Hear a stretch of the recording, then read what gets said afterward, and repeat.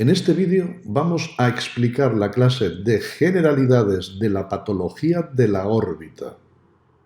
Explicaremos la anatomía, la semiología, el estudio de la clínica, de los signos y de los síntomas, y también las diferentes técnicas y los resultados de la exploración médica y las exploraciones complementarias. En la anatomía de la órbita vamos a definir un continente de naturaleza ósea, un contenido que está formado por el globo ocular, musculatura ocular, grasa orbitaria, nervios y vasos fundamentalmente, y unas importantísimas relaciones con diferentes partes de la cavidad craneal y los senos paranasales. La órbita es una cavidad ósea situada entre el macizo facial y la cavidad craneal. Su forma recuerda a la de una pirámide cuadrangular, una pirámide de 4 paredes, de vértice posterior, situado hacia el cráneo, y de base anterior abierta. Las aristas de la base se encuentran reforzadas y constituyen el denominado reborde orbitario. En su formación participan 7 huesos. El hueso frontal, que podéis ver aquí de color naranja. El cigomático, representado en verde clarito.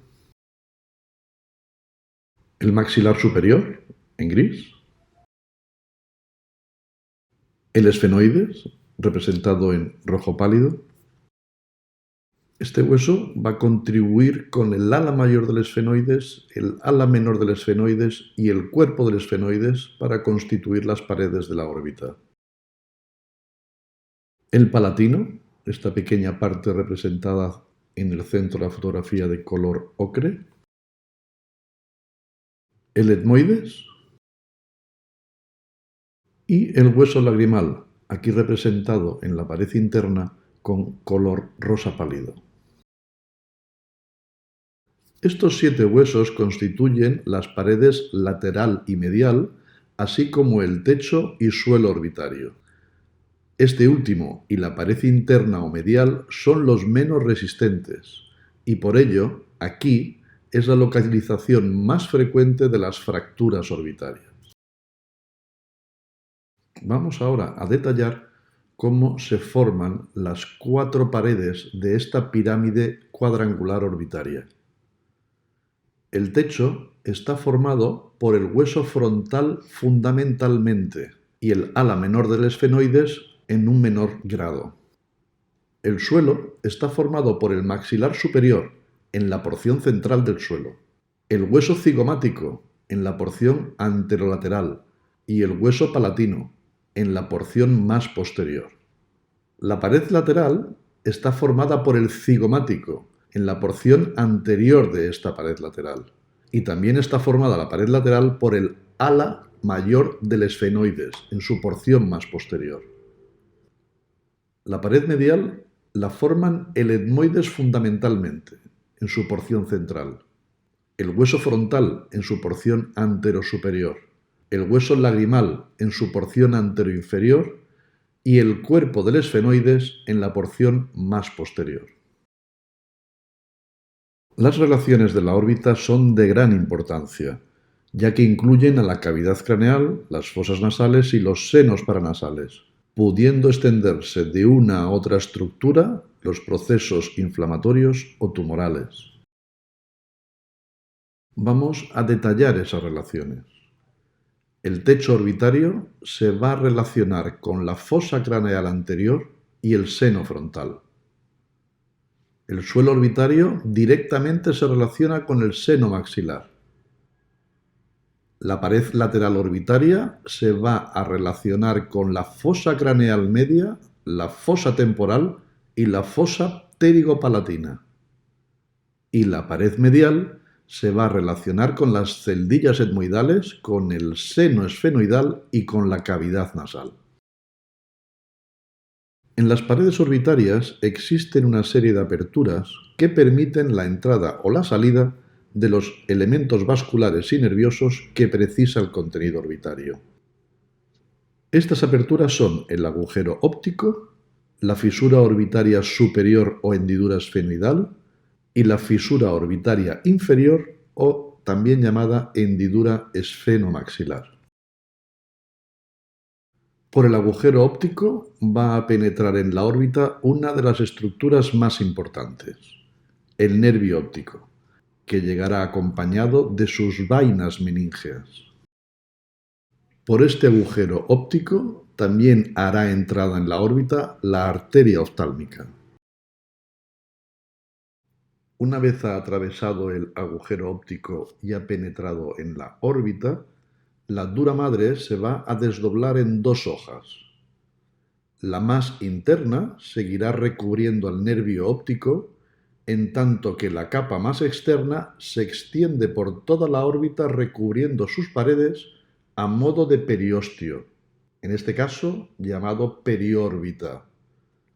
En su parte más anterior, esta periórbita, este periósteo, esta formación, se prolonga y constituye un tabique que junto con los párpados cierra por delante la órbita. Es el septo orbitario. Dicho de otra manera, el septo orbitario es una extensión de tejido fibroso del periósteo que va hacia los fondos de saco palpebrales.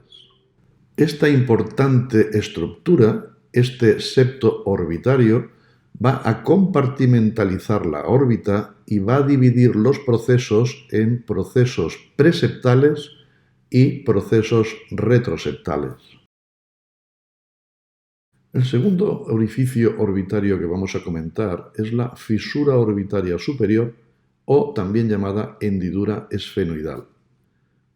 A través de ella pasará el tercero, cuarto y sexto par craneal, la primera rama del quinto par craneal o rama oftálmica del trigémino y la rama orbitaria de la arteria meningea media. El tercer orificio orbitario es la fisura orbitaria inferior, también llamada hendidura esfenomaxilar.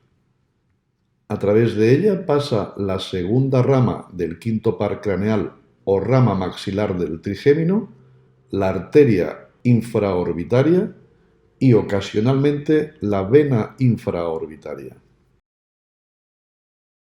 A estos tres importantes orificios orbitarios vamos a añadir lo que se considera un cuarto orificio, que puede ser un orificio o puede ser como en este cráneo, en este reborde orbitario, que es una escotadura, la escotadura supraorbitaria, o como en el caso de este esquema, que es ambas cosas, es a la vez un orificio y una escotadura, pues bien, a través de esta escotadura o de este orificio agujero supraorbitario van a pasar los vasos y los nervios supraorbitarios. Por lo que respecta al contenido orbitario, el globo ocular supone solamente el 20% del mismo. El resto está constituido por la grasa orbitaria, que sirve de almohadillado al ojo, y por los músculos extrínsecos oculares. Estos músculos que se originan en el vértice orbitario o ápex y que se insertan en el globo ocular delimitan entre sí una formación conoide, el cono muscular, que divide el contenido orbitario en dos espacios, intra y extracónico. La compartimentación se va a completar mediante una serie de tejido conectivo o aletas musculares que saltan de uno a otro músculo como una prolongación de su aponeurosis. Una extensión de ellas es la denominada cápsula de Tenon, membrana conectiva que recubre al ojo permitiéndole rotar en su interior a la vez que le ancla dentro del contenido orbitario. Es importante tener en cuenta que la órbita es una formación ósea abierta únicamente por su cara anterior. Por ello, cualquier aumento de volumen que tenga lugar en su interior se hará a expensas de una protusión de las estructuras orbitarias que se sitúan anteriormente, del globo ocular sobre todo, y así aparece el signo característico más importante de la patología orbitaria, la proptosis o el exoftalmos. Vamos a hacer un análisis de la semiología de la patología orbitaria Y para comenzar hablaremos del exoftalmos, de la proptosis y el exorbitismo. Tres términos que definen una sola cosa, que es la protrusión del globo ocular hacia adelante, hacia fuera de la órbita. Este es un signo muy frecuente en la patología orbitaria y que tiene una explicación muy sencilla. La órbita es una cavidad ósea, inextensible, inexpandible, y esta cavidad ósea solo se encuentra abierta en su base anterior. Cualquier aumento en el volumen del contenido producirá necesariamente un desplazamiento anterior de este contenido orbitario, donde el globo ocular es una parte importante. Por lo tanto, el globo ocular acabará protruyendo hacia adelante, hacia fuera de la órbita, y esta protrusión puede recibir uno de estos tres nombres. Aunque los tres términos signifiquen lo mismo, en la práctica existen diferencias en su uso. El término exoftalmos se reserva para las protrusiones bilaterales, que van a afectar a ambas órbitas, aunque lo hagan de manera desigual en tamaño o en el tiempo. Además, es el término preferentemente usado en los casos de orbitopatía distiloidea. Hablaremos de proptosis para referirnos a toda protrusión ocular unilateral debida a un aumento del volumen del contenido orbitario y no ocasionada por la oftalmopatía distiloidea. Y hablaremos de exorbitismo en los casos de protrusión ocular cuya causa no sea un aumento del volumen del contenido orbitario, sino una disminución de la capacidad orbitaria. Por ejemplo, en las malformaciones craneofaciales. En estos casos hay una protrusión ocular debido a que un contenido normal no cabe en una órbita anormalmente pequeña. A estos tres términos debemos añadir un cuarto, el pseudoexoftalmos, el falso exoftalmos, término con el que también debemos hacer el diagnóstico diferencial.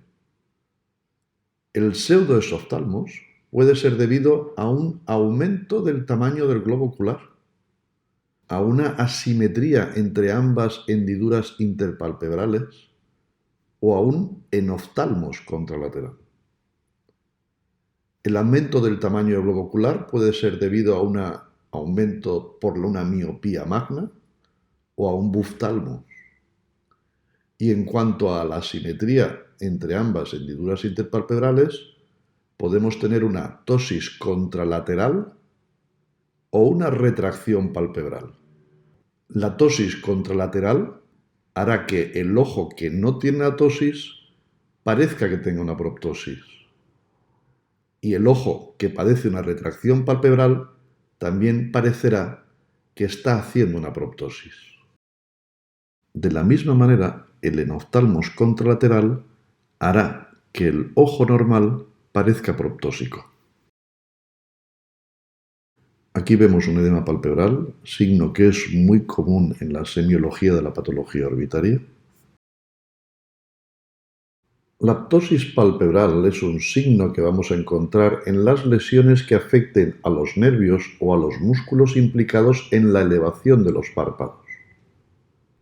Y la pseudoptosis será cuando el párpado cae por otras causas, como por ejemplo en la fotografía, en la que hay una pseudoptosis debida a un edema palpebral. La equimosis palpebral, una sufusión hemática subcutánea, subpalpebral, tenue o intensa, puede ser frecuente en la semiología de la patología orbitaria.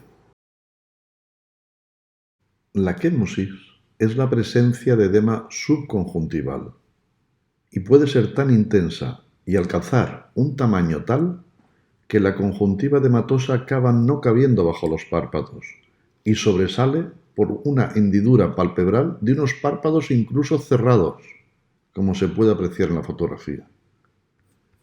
En los casos más intensos, este edema puede pasar de ser transparente, como también en este caso, a tener cierto tono hemático.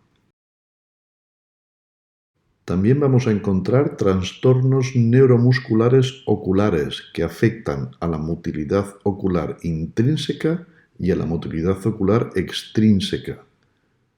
En cuanto a la extrínseca, vamos a encontrar estrabismo y restricciones en la motilidad. Y en cuanto a la intrínseca, vamos a encontrar alteraciones pupilares y anisocoria. En cuanto a los signos inflamatorios, podemos encontrar rubor y también podemos encontrar tumor con una palpación positiva de las masas. En cuanto a los síntomas, el dolor es un síntoma muy frecuente. Puede referirse directamente al globo ocular, puede referirse a la zona periocular, ser un dolor irradiado, puede estar desencadenado por los movimientos oculares, a veces solo por un movimiento en una determinada dirección, que puede coincidir con la localización del proceso. La diplopía, la visión doble, que se puede presentar en todas las direcciones de la mirada o solamente en algunas posiciones de la mirada, y que es más acusada cuando haya un desplazamiento del globo ocular. La afectación de la visión, la disminución de la agudeza visual, va a ser un síntoma muy importante y que nos va a transmitir gravedad del proceso orbitario. También vamos a encontrar en la semiología de la patología orbitaria síntomas generales, del tipo de malestar general, fiebre, cansancio y otros. Para acabar la semiología, el paciente también puede referir unos síntomas como una sensación de protusión ocular que él mismo refiere, y a veces es porque observa una masa que crece. También refieren sensación de calor en la zona orbitaria y sensación de tensión en esta zona orbitaria. La anamnesis realizada cuidadosamente va a proporcionarnos la información imprescindible para realizar un diagnóstico diferencial etiológico dentro de la patología orbitaria. El comienzo brusco va más a favor de una hemorragia orbitaria o de un enfisema. También la rotura de un mucocele y la aparición de una fístula carotidio cavernosa van a dar este tipo de comienzo. Un comienzo rápido, pero no brusco, es típico de los procesos inflamatorios, que con frecuencia tienen su origen en los senos paranasales. Esta es una etiología bastante frecuente. El comienzo rápido con un estacionamiento posterior es típico del quiste hemático y de la enfermedad inflamatoria orbitaria idiopática, anteriormente conocida como pseudotumor orbitario. La última característica, teniendo en cuenta la forma de comienzo y evolución de la patología, sería la evolución intermitente, que es típica del varicocele orbitario, del edema angioneurótico y de los hemangiomas. De los tres, el más característico es el varicocele orbitario. Siguiendo con la anamnesis, deberemos de prestar especial atención a la sintomatología asociada, como por ejemplo la disminución de la agudeza visual, el dolor local o regional, la percepción de ruido intracraneal y la diplopía. También tenemos que tener en cuenta la anamnesis general, con especial atención a la boca y a otros focos de infección como los senos paranasales. Observar si ha habido traumatismos generales o locales, y también la patología sistémica como las endocrinopatías, fundamentalmente las de estirpe tiroidea, la presencia de neoplasias o síndrome paraneoplásico, las hemopatías, con especial atención a aquellas que presentan alteraciones de la coagulación y también a las malformaciones congénitas. Tras la anamnesis continuaremos en la exploración orbitaria con la inspección.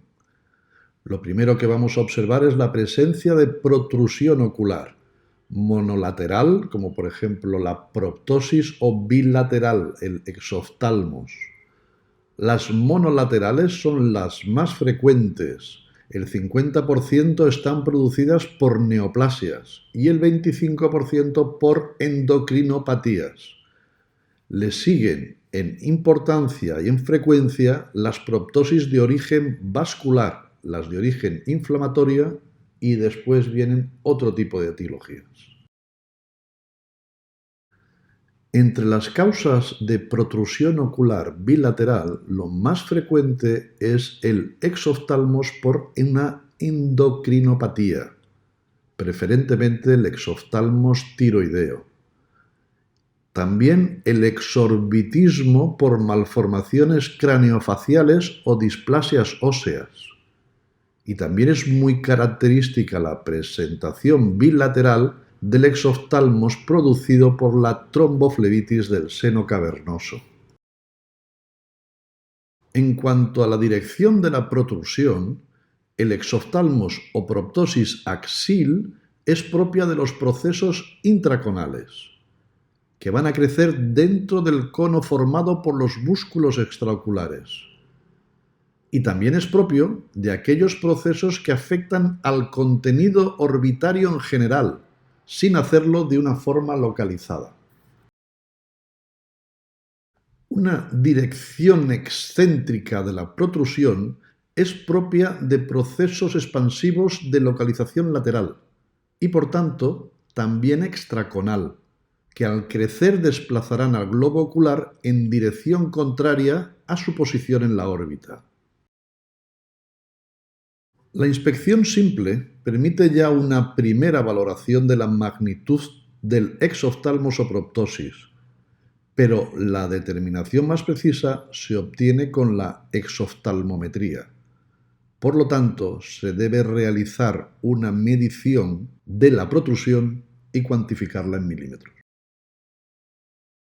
Durante la inspección tenemos también que prestar especial atención a los signos oculares asociados, como el edema palpebral, el estrabismo, la quemosis, la nisocoria y otros que nos van a aportar una información probablemente muy relevante.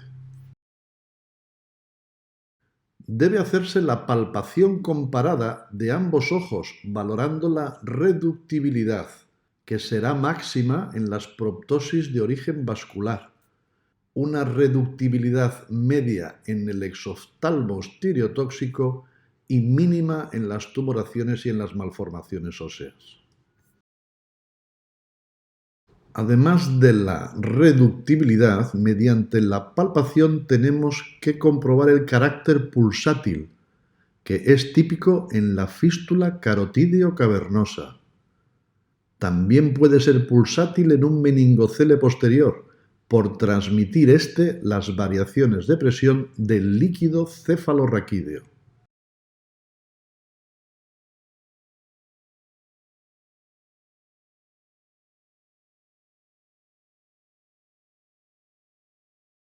Se debe realizar una palpación cuidadosa del reborde orbitario, del globo ocular y del espacio periocular accesible, para intentar localizar masas tumorales y determinar sus características. Debemos observar también el carácter doloroso de la palpación, que será máximo en la celulitis orbitaria. Por otro lado, el dolor nos puede dar información de la localización orbitaria de la lesión. La auscultación la debemos hacer sobre los párpados y en la región periorbitaria. En la fístula carotídeo cavernosa, el poder oír un soplo es un signo casi patognomónico. La auscultación también puede ser positiva en los tumores de origen vascular. Por último, en la exploración orbitaria debemos hacer una exploración funcional y vamos a ver una agudeza visual disminuida en patologías que compriman el nervio óptico, en las lesiones isquémicas o inflamatorias, en las hemorragias retinianas, en el edema de papila y en los cambios de refracción. El estrabismo va a estar ocasionado por un desplazamiento del globo ocular o por paresias o parálisis oculomotoras. Generalmente producirá diplopía y es más frecuente en las proptosis o exoftalmos de rápida instalación. En el adulto, la distancia normal desde el reborde orbitario externo hasta el ápex corneal es de 16 milímetros. Este valor es variable, pero es raro que sobrepase en personas normales los 21 milímetros. También es muy significativo el hallazgo de una diferencia entre ambos ojos de más de 2 milímetros, lo cual nos va a indicar patología. La medida del exoftalmos puede hacerse con una simple regleta milimetrada, tal como vemos en la foto, valorando la protrusión del ápex corneal desde el reborde orbitario. O se puede realizar mucho mejor, de forma más exacta, con el exoftalmómetro de Hertel. El exoftalmómetro de Hertel está constituido por un eje milimetrado que se apoya mediante dos soportes laterales en ambos rebordes orbitarios y están dotados estos soportes de un sistema de espejos que va a permitir visualizar simultáneamente el ápex corneal y la escala milimetrada haciendo la medición. Con el exoftalmómetro de Hertel vamos a conseguir una mayor exactitud, ya que evitaremos el paralelaje al realizar la medida, cosa que es mucho más difícil de conseguir si solo se hace con una regleta. También tenemos a nuestra disposición una forma muy exacta de medida de la protrusión ocular, que es a través del TAC. Aquí vemos un TAC en el cual en trazo rojo vamos a trazar una línea intercigomática. En trazo amarillo vamos a realizar una medición desde la línea intercigomática al borde anterior del globo ocular. Los valores normales de este caso son siempre menores de 21 milímetros. También podemos hacer el trazo verde, que va desde la línea intercigomática a la esclera posterior. En este caso, tenemos algo más de variabilidad en los valores normales, que se consideran entre 9,9 milímetros con una desviación típica de 1,7 milímetros. Por lo que nos va a ser mucho más rentable hacer la medición desde la línea intercigomática al borde anterior del globo ocular. Dentro de las exploraciones complementarias en patología orbitaria, vamos a comenzar hablando de la radiografía simple. La órbita es un territorio de difícil acceso radiológico. Las proyecciones más utilizadas son el nasofrontoplaca o proyección de Cadwell. Con ella podemos ver los senos frontales, la hendidura esfenoidal, el esfenoides, los senos etmoidales y la fosa de la glándula lagrimal. La proyección de Waiters o nasomentoplaca nos sirve para ver bien los senos maxilares, el techo y el suelo orbitarios. La proyección lateral para visualizar la silla turca, clinoides y el seno esfenoidal. La proyección de Hirsch o proyección submento-vértex, que nos sirve para el estudio de los senos esfenoidales y de la cavidad orbitaria en proyección vertical. Y la proyección de Hartmann, que nos permite estudiar el orificio óptico. Las tomografías eran una segunda etapa en el estudio radiológico. Esta técnica permitía estudiar un plano previamente seleccionado, pero en la actualidad no se realiza. Las radiografías con contraste se utilizaban para completar aspectos patológicos sospechados en las exploraciones anteriores. Hoy día no se utilizan por sus riesgos y sobre todo por haber sido desplazadas por la tomografía computerizada y la resonancia magnética, que la superan ampliamente. La arteriografía carotidia se utilizaba para el estudio de la arteria oftálmica, sus ramas y el relleno coroideo. La flebografía orbitaria, de difícil ejecución, permitía el estudio de la vena oftálmica superior. Y la orbitografía, que consistía en la inyección de contraste intracónico, que puede ser gaseoso, aire o líquido, venografín. Sin ninguna duda, la tomografía computerizada y la resonancia magnética son las técnicas de imagen de elección en patología orbitaria hoy día. La ecografía es una exploración inocua, de uso frecuente en oftalmología y que rinde una valiosa información. El modo A es unidimensional y el modo B es bidimensional. Tiene una especial utilidad en el diagnóstico de tumores y quistes orbitarios. La gammagrafía consiste en el registro gráfico de las radiaciones gamma emitidas por radioisótopos administrados al paciente. Su empleo en la patología orbitaria es prácticamente mínimo en la actualidad. Se ha utilizado para esta técnica la radiación emitida por el yodo 131 y el tecnecio 99.